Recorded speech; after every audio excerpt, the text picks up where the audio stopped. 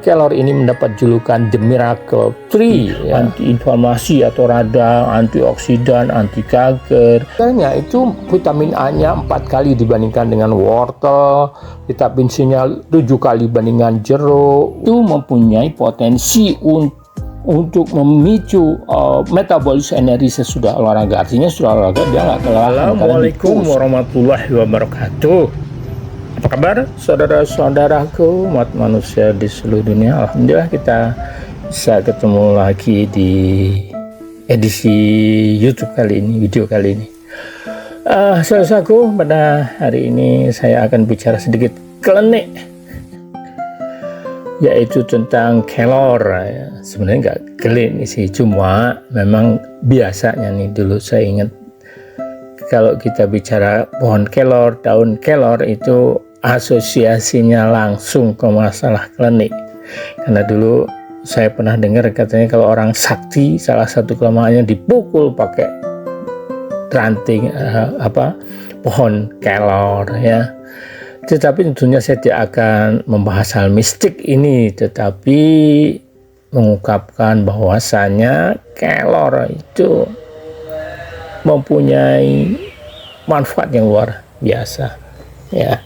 Kalau soal klinik saya nggak tahu, ya itu mungkin ya syirik, ya kita jatuh pada kesirikan. Baiklah, kelor atau Moringa olivera atau dikenal juga dengan drumstick horridis tree ini merupakan makanan atau tanaman, ya, yang berasal dari India dan sekitarnya, Bangladesh, kemudian Pakistan, tentunya Indonesia, dan juga ada di beberapa negara Afrika.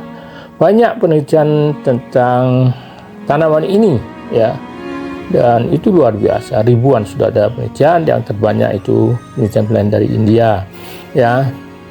Kelor sendiri ini kelor ini mendapat julukan The Miracle Tree, ya. Kenapa? Ya karena gizinya, ya, terus manfaat, ya, sebagai obat, dan juga gunanya, kemampuannya sebagai tanaman untuk konservasi, ya, dan juga disebut sebagai the one of the world's most useful trees, ya. Jadi salah satu tanaman yang paling berguna di dunia, ya, karena semua bagian dari kelor ini bisa digunakan sebagai makanan, sebagai obat, atau juga untuk tujuan industri. Sebagai sebuah gambaran bahwasannya riset kelor itu luar biasa, ini saya tunjukkan sebuah tulisan dari jurnal, ya, tahun 2023, ya. Dari jurnal internal, jurnal Molecular Science, ya. Ini bukan jurnal Predator, bukan abal-abal, ya. Ini Q1 ini. Di sini diulas, dirangkum berbagai manfaat, ya, penelitian yang menunjukkan potensi manfaat kelor untuk berbagai penyakit, ya. Ada 18 jenis, ya, ini beberapa diantaranya seperti anti-inflamasi atau radang, antioksidan, anti kanker, kaitan dengan hepatoprotektif, kardiovaskuler, dan sebagainya, termasuk diantaranya sebagai anti diabetes. Jadi perhatian dunia sains itu luar biasa terhadap kelor. Nah, baiklah, sekarang kita masuk ke masalah gizi. Ya, sebenarnya bisa kita lihat ini ya seperti daun-daun yang lain, ataupun dia juga sebenarnya punya kelebihan. Nanti kita tunjukkan rangkuman dari sebuah paper tentang kelebihan daun kelor segar dan bubuk, ya. Ini secara umum saya sampaikan di sini. Saya bandingkan dengan bayam, ya. Ini daun segar ini maksudnya dari segar kelor, tepung daun kelor dibanding dengan bayam yang dimasak. Ini ada sumber datanya. Di sini yang menarik sebenarnya protein tinggi, vitamin C tinggi, vitamin E lebih tinggi dari bayam, ya, vitamin C, vitamin E lebih tinggi dari bayam. Kemudian Ca, kalium, ya. Baik.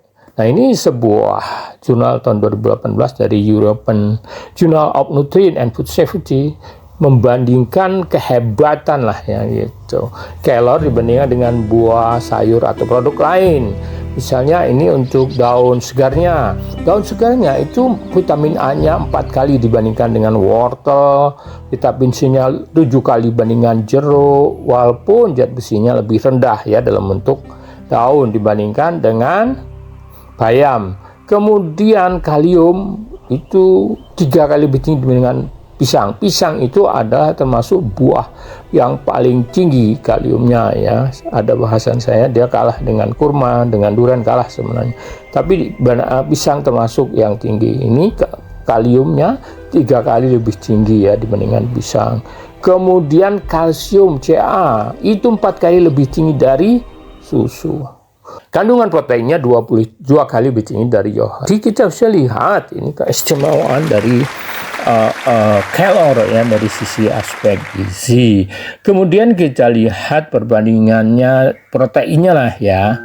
Ini proteinnya kita bisa termasuk tinggi karena yang segarnya ada 6,7 lebih tinggi dari bayam ini.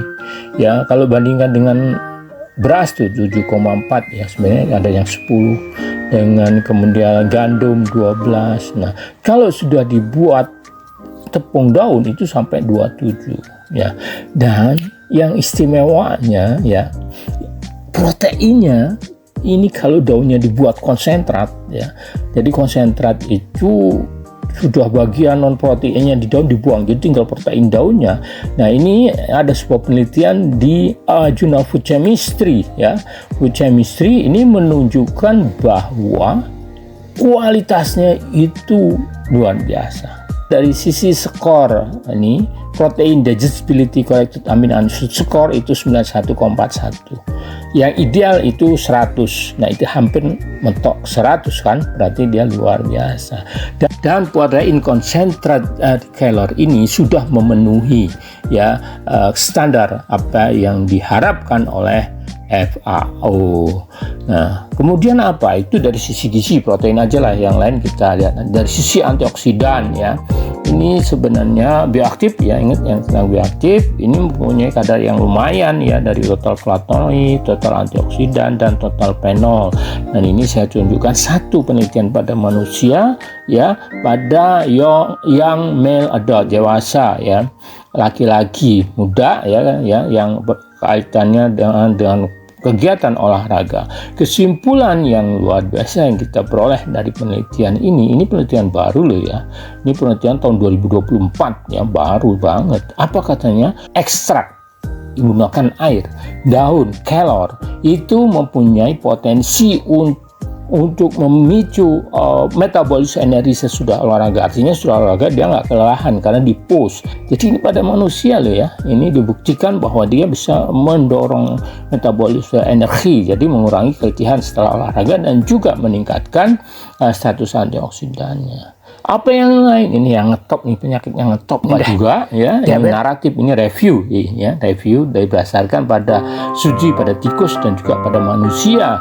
Apa kaitannya dengan metabolic syndrome? Silahkan lihat video saya tentang ini, ada penjelasan apa itu metabolic syndrome. Apa kesimpulan yang diambil ya?